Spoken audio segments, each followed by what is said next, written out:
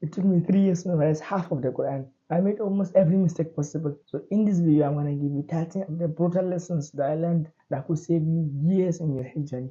Number one, social media is not reality. You've seen so many posts saying that I memorized the Quran in 3 months, I memorized the Quran in 6 months, 10 days, 2 weeks, a month. The thing is, I'm not saying that this is impossible, don't get me wrong. But the thing is that I've never seen anyone doing these things. Like, I've never seen people around me doing these things. And I know when you let me give you an example. When you look at millionaires, and you search social media millionaires, you see so many millionaires on social media. But when you get into the real world, how many millionaires are there? It's a very small portion, but for some reason, those are outliers, and they will show you like this is like the norm, and you try to hurt yourself doing that. I remember the very last part of the year of 2024, I tried that as well. It was so hard that I was neglecting all my duties, all my responsibilities. Like, I will neglect family ties. I will sacrifice every single person just to achieve this goal that I end up not achieving for 2 months. So I'm telling you, like, I know it is fun. Like, it is boastful, like, person to say, "Oh, I memorized the Quran in 2 months." Like, the thing is that memorizing in 2 months, those people, they will only show you the good side. They'll not show you the rest of the hard things that they have to go through. They'll not show you all these things. So that is like a pill I had to swallow, which is very, very hard for me to understand. And I hope you really understand. What you see on social media is not the same as what you see in reality. Do your help. Everybody has his own help journey.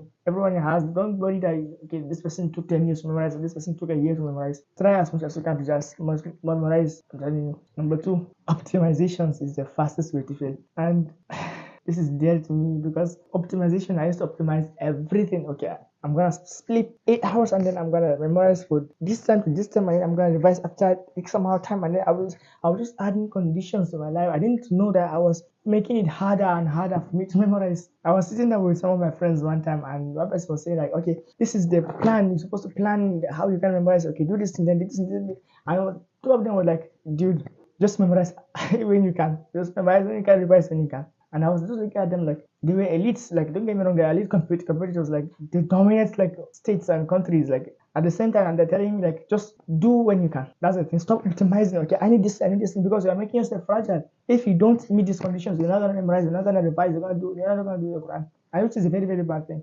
Do as you can. Do what you can do. If you can revise like whatever time, even if you, I'm not saying you should ruin your sleep, but for sometimes like you have to sacrifice sleep a little bit for you to kind of do the Quran. Okay, sometimes you have to be a little bit disproportionate for some. But I'm not promoting that thing, but yeah, that's just the thing I wanted to understand. You need to be a little bit disproportionate for some time in order for you to memorize the Quran. The third thing, consistency is not strict. This is the hardest thing I had to swallow because consistency, people, when they talk about consistency, you think of the, okay, never missing a day. And people talk about this hadith, habul amal ila Allah yadun hawa inqal. The best of these are those that are done consistently, even if they're small. And I used to think of, okay, consistently means doing one page a day every single day. And when I miss a day, that means I failed the consistency. It took a long time actually. I took about like 2 years. 2 years before I understood, okay, this is consistency and this is streak. Streak is never missing a day. Consistency is actually coming back every single time you miss. For example, if I would say you revise the Quran maybe in 30 days, you memorize the Quran like 30 days. The next month you revise the Quran with 25 times. 25 days out of 30 days. The next you revise, like, that's the thing. Coming back to it is like the consistency. I'm not saying you should have every single day, never miss a day. When you miss a day, the problem with strict, when you miss a day is that you would neglect everything and like scold yourself. Like you would be angry, and then you would miss a Quran even more because you failed these days. So I promise you, like, there's a story I usually used to give in this channel. Like, there was like a time I was doing my Tahajjud. Like, I led Tahajjud in 2025, and I wanted to continue the habit of Tahajjud. I was only able to sustain for about 11 days because I was just pushing myself to just do consistently like streaks of like 2 hours of Tahajjud every single day. And when I missed, I scolded myself so much that day, that to the point that from that day I missed like 8 months. So I'm warning you that consistency is different, streak is different. Please separate these two. The fourth thing, less repetition in memorization equals more repetition in revision. And this is hard for me as well because I used to think like I'm like so special, I'm unique, that I'll be able to memorize very fast and I don't need to revise as much. Revision is for the people that I don't like have as much mental energy as I used to have. And I will try to memorize as fast as possible. Like the last time I memorized was like about 20 minutes. Yeah, I paid 20 minutes. And I was like, okay, I must do this thing fast. And then I would be like, okay, I would train myself to not revise as much. And doing that, there's something like this confidence in health is very important, because when you don't have this confidence in your health, you will see that you will start to feel you're not ready, like you start to feel like an imposter. And the thing is that with health, when you revise the previous portion, you are sure, you are aware 100% that the previous portion is good. You will find yourself wanting to do more. But for some reason, when you neglect the past portion, okay, let me just finish memorizing the Quran and then I'll revise. The thing is that before you finish that, I saw that there are many people that they say that they were about 25 juz, about 50 hizb, just 10 more, like just 100 pages left for them to complete. But because they were piling up this like negative confidence, like they are not sure of the previous pages, so they were not able to push through. So they have to just come back again and continue. So repetition, like, is very important. Repetition. Partly because there's a study that says I think repetition, like it does something to your brain, like the neural pathways, it becomes stronger and bigger. So the thing is that you don't think about repetition as like a daunting task, because like, that's how I used to feel, like I don't need to revise. Like you need to revise. Some people, you see them revising like 100 times, 200 times, 500 times. I'm not saying you should revise as much as they do, but the thing is that just revise as much as you can. Sometimes repetition is not, it doesn't take a long time. And I used to think like repeating 30 times, 50 times used to take like a long time. But the thing, when I did the math, it took me like 30 minutes, 30, 45 minutes to repeat like 30 to 50 times. So when you put in more repetition in your memorization, it will save you a lot of time. Because revision is hard, like we know that repetition is hard. Revision, sorry, is hard. So put more time in your memorization, because to save you a lot of time in your revision. The fifth thing, missing a day costs you 2 days. The day you missed and the day you have to bring back. And this is like a message to myself, because for a long time that I would miss a day, basically. When I miss that day, I would think like, oh no, I would need to just double down the portion for tomorrow. You don't realize that the next day, like the future is unpredictable. Okay, the future is completely unpredictable. So you also know that, okay, sometimes I would miss a day and I would be thinking, okay, since I'm supposed to revise 50 pages today and I missed 50 days, so tomorrow I'll revise 100 pages. The next day I end up revising like 20 pages and I have to go, okay, 30 plus 100 and 130. You keep up adding these things to your life. It will be so daunting and so overwhelming to revise. Try as much as you can to not miss the day. But if you miss the day, it's fine. Because I was speaking to one of my friends, like I was saying, like they revise so slowly. Like how are you able to complete like Quran in 10 days, like in 6 days? How are you possibly able to do that? And he was like, just do what you can. Some days like you'll be able to do 130 pages. Some days he'll do 50 pages. Like it's not 100% like pillars, like everything. No. If he can, he does 100 pages. If not, he does less, depending on how he can for a day. Sometimes he'll be bombarded with distraction the whole day and he cannot put in hundreds exactly. So sometimes, like he would, for example, if he have time, he would do more than is required, so to save him time in the future. So I was like, okay, that's a good thing, because I was thinking like, how can I just keep doing 50 every single day, which is very slow and it's daunting for me, and he's doing double my work. So this is a hard realization I had to make. The sixth thing is, there is no one size fits all solution.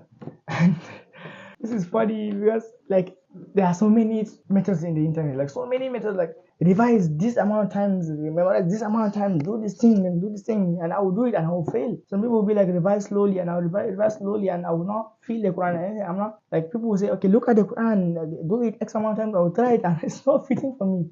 And this is the hard pill I had to swallow, because I had to understand like there is no one size fits all solution. Sometimes like we human beings, like we have like variation, like everything. Like there are dark people, there are fair people, there are like tall people, short people. It's not like one thing can fit everybody. No, based, like you look at your own journey, like try the things that are telling you. Like, for example, try it this way and it will work for him, and he will try to give it to you. And when it does work for you, stop thinking like you're special or something. No. I tried this, I failed so many times, and I figured out the ways that worked for me. And when it works for you, try it. And if it's working very well for you, then double down on it. Don't try to like, since this person, like so and so, he's the elite competitor and he's blah blah blah blah blah, so I'm gonna use this method even if it's harder for me. No, do the thing that's easy for you, and then double down on it. It's far more easier than discipline yourself to do the thing that is not hard for you. Like we human beings, although we have the same brain, we are so different in like the way we operate. And you saying that you have to use another person's technique for your own stuff is like an upward battle. You have to just like, there's an analogy, people like, these hose, like basically what you did is that you put a stone in the like in the middle of the hose. Okay, so just lift the stone, like let it flow by itself. It's very much easier to do that, which leads us to the seventh lesson, which is play to your strengths. What I mean by that is that you probably know that there are many kind of people, like different kind of people. Some people memorize, like are visual learners, they are auditory learners, they are sensory learners, they are kinesthetic learners. And what was the fifth thing? I forgot the fifth name, but like kind of sniff something. So I don't think that would be very good for the Quran. Let's go over these four things. The first one is a visual learner. I have a friend of mine who, like, he can, for example, if you were to take him to one place, if he would see that speech just one time, when he comes back telling you he's gonna tell you every single bit of detail. I'm not like that. I'm not like at all. Like sometimes I'll go to a place like 100 times. If I don't go for a long time, and sometimes I tend to forget. So I'm not like a visual learner, and he's a visual learner. He would like sometimes in our madrasa there's these insects that used to like, fly. Sometimes they would get into your mushaf, and there was a time he closed the mushaf with those insects. The moment he opened the mushaf, he already know the position of every single insect. So sometimes like there was a time he even did me. I even opened the mushaf and he was like, "There's this in this page, and there's this insect in this page, and then this lines of verses in this page." I was like, "Wow, this is very good." And he was trying to, what is it called? He's trying to memorize the way I used to memorize, which is I'm an auditory learner. Okay, I turn on the Quran. I do have my Bluetooth speaker. As you can see, I'll turn on the Bluetooth speaker and I'll just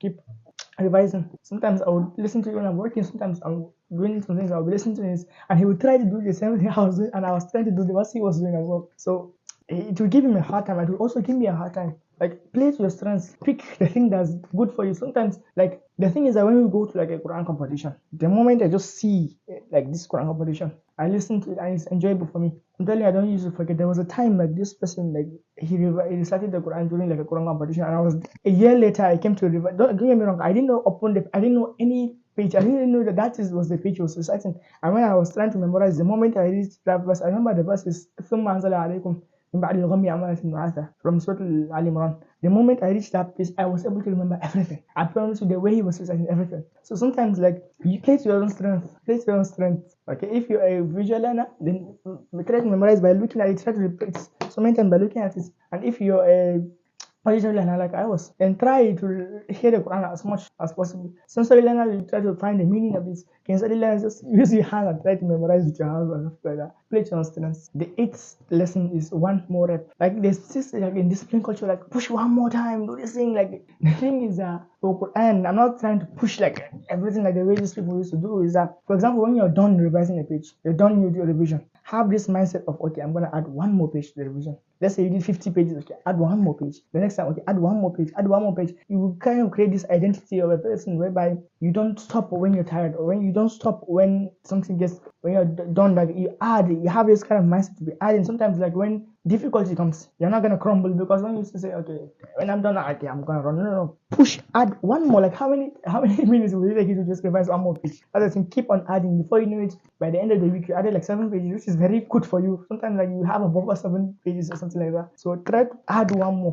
This is not like, I think like people, for example, when they're done, sometimes they're not even done with their revision. They're not even done with their memorization or something like that. But because they don't want to add one more rep to it, and they're just, okay, I'll do it later, and then no. Add one more. Sometimes like not even one, add multiple times, like so that you'll be able to, okay, add in and keep on going. Like sometimes there was many times like I'll be done with the page. Let's say for example I was done revising Surah Al Imran and I was tired, I want to go, but I said like I'm just gonna add just a few more pages from Surah Nisa. Before you know it, I was completed Surah Nisa as well, which is a very powerful thing. One more repetition. The ninth thing is stress is a choice. And it's funny because it doesn't make sense like stress is a choice, because the thing is that sometimes I do stress myself. I must do this thing. I must do this thing. I don't like, sometimes when I'm done, like for example, when it was like Quran competition or something like that, I used to feel okay, this is too much for me. This is this and this is that. And sometimes I used to just get offended whenever people like try to just stop me when they're distracting me. I will feel offended. I will feel annoyed. I will feel so much like,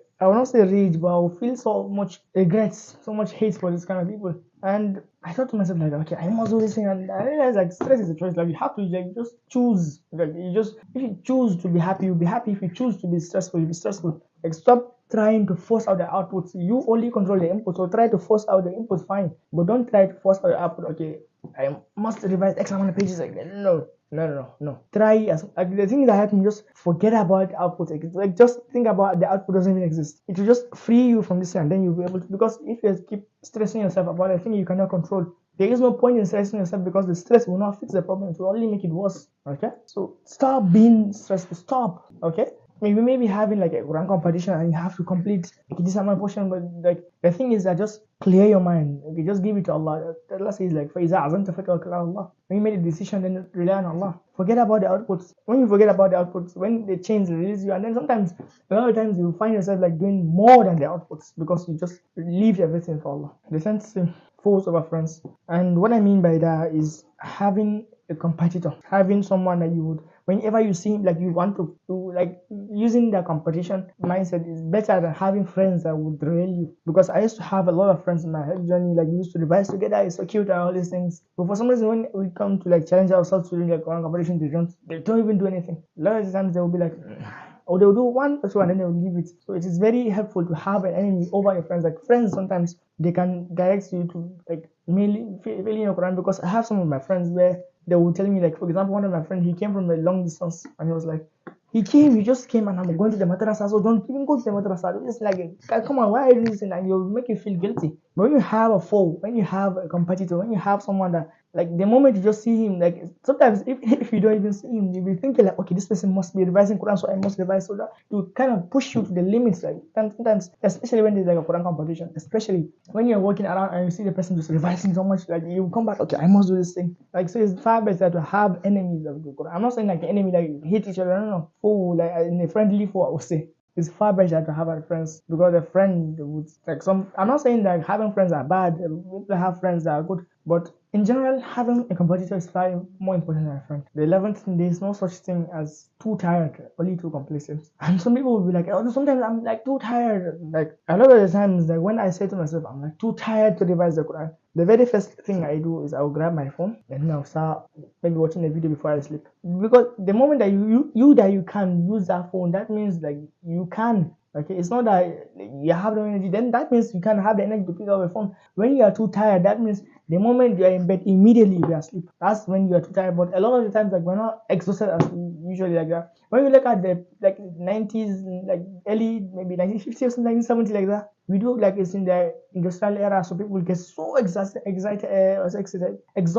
People get so exhausted, and then the moment they're in bed, they're in bed. But a lot of times, we in the modern age, like, a lot of the times we're not tired as well. They're not tired at all. So try to pick up. That's the thing. Have that mindset of one more rep. So whenever you're so tired, like you cannot push through, have that mindset of one more rep. So just do one more page, and then from one page again, try to do as many pages. It's better for you to be revising and sleep than to just leave the Quran and try to use the phone. Sometimes, like you would think, because the thing is that our brain is not meant to make us win. It's meant for us to survive. So sometimes these kind of things is very dangerous for us. A lot of the time that you'll be thinking like, okay, I'm too tired. Whenever there's an emergency, like you will feel the energy and get up and do those things. Like imagine if you said to yourself, okay, I'm too tired to revise the Quran, and then I hear like this, like it's quick. Like I will get so much energy and run away. So I'm telling you, like there's no such thing as too tired. There is no such thing. Like you can still add one more page. You can. It's still possible. Okay. The 12th thing, forgetting your Quran is not the problem. The problem is not coming back to it. I also think like sometimes, for example, like we are human beings, we are vulnerable. Sometimes you might miss your Quran, you might miss your revision, you might miss something. And whenever I miss that thing, I'll be like, I miss it so that means oh no, like I've forgotten my Quran. So it's difficult for me to bring back the Quran. So I'm not gonna bring back the Quran anymore. Like the thing is that it's like that's the beautiful thing about Islam. It's not saying like not failing. It's like failing and coming back. That's the best thing. Like even if like you make a sin, Allah did not say like don't make a sin. He says like come back to Him, keep returning back to Him. So it's not. I'm not saying that you should not forget. Even though like forgetting is a bad thing, don't forget it. But if you forgot to bring it back, Islam is just have the mindset of always bringing it back.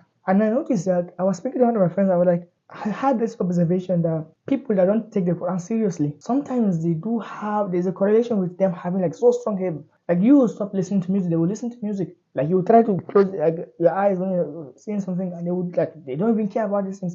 You will try to humble yourself and they will be like arrogant, but they will still beat you in the Quran competitions. And I was thinking to myself, okay, like why is that? Why is that? And I just found a way, and I was speaking to one of my friends, like he was like, it's not, he was telling me that basically I asked him like come on, like don't you forget your own hips? And he was like, if you don't forget, but he brings it back. I'll be like, oh, the thing is that when you bring back your hit the first time, The very second time when you try to bring back your health, it will be stronger than the first time. The third time you bring it back, it will be stronger. Then the more you are bringing it back, you will reach a level that you, even if you don't revise the whole week, you still have like somewhat of like stronger health. I have friends of mine, like there was a time I was working to one of my friends, like we were in Ramadan, and I noticed like he did not revise the whole day. Like the whole day he did not revise, but when you coach him, like he had everything. And I was observing him like day one, day two, like he did about over 10 days, like it was 2 weeks, and I didn't watch him like even once. Like he revised the Quran, like don't get me wrong, he revised about I think half of the Quran in like 14 days, and I was thinking like this person is an elite Quran competitor, and how is it that he did not revise the Quran?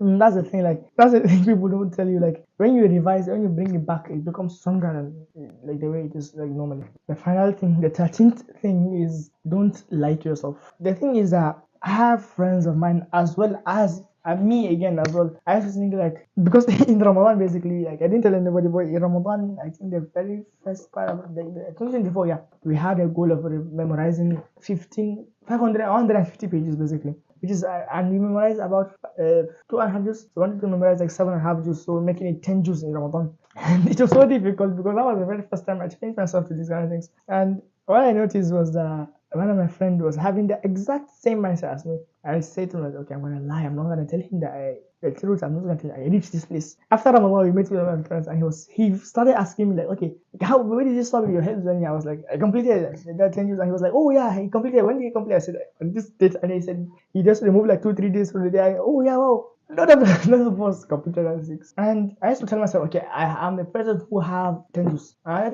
like just like maybe. It's not that I didn't know, I neglected it. I did about maybe like 8 juice at a time. And because I was saying this to myself, I was not able to push through. Like the thing is that people do understand. Like when you have a chef, don't tell him the truth. He would understand because he was once in your own situation. Like don't think like because I forgotten my head, I'm too shy to say like, I forgot my head, so he will think like, no, calm down. Tell him that okay, speak to your sheikh, speak to him like speak to someone like that will not laugh at you because he also went through this thing. Because there was a time I was speaking to another person, like I tried for over a year to revise my Quran. I tried all I can. I was in this like health journey, health cycle something. I tried also I can. I tried. But still, there was no hope. I mean, one time I just saw one of a person that inspired me to start memorizing Quran. I went to him and was like, "Oh, Arama," like saying like, "Oh, like it was like Sheikh," this kind of time. And he used to see me like he thought like I memorized the entire Quran. And I was telling him like, I'm looking for advice. I was like, advice, okay. Sure. I sat down humbly and I spoke to him. I'm like, please help me. Like I tried all I can to memorize, and I will memorize and then I'll forget. I will revise again and I'll forget. It's been over a year. I tried all I can. I'll forget for every single time. And I'm like, I explained everything to him, and he was like, okay. And he didn't laugh at me at all. He was like, because he knew this thing he was once that kind of person, okay? And he gave me some advice. Like he told me, okay, do this thing, like repeat this amount of times, and then I said, okay, I'm gonna try whatever he told me. And I tried it. It helped me. I brought back about 150 pages at a time. And within like a month, I brought 150 pages strong. Like you can test me at that time, and I will have that. That's the thing. Like don't lie to yourself, and also don't lie to others as well. Like when you don't have it, you don't have it. When you have it, you have it. Don't think like okay. People used to say okay, fake it until you make it. That doesn't work for Quran like at all. Don't say fake 15 juice and you make 15 juice. No. When you fake it, you fake it. When you make it, you make it. That's the thing. And I hope these 13 brutal lessons was helpful. On a long video, 28 minutes. I like to end with humble quotes. Too much attention makes a donkey. Think he's a lion. Assalamu alaikum wa rahmatullahi wa barakatuh.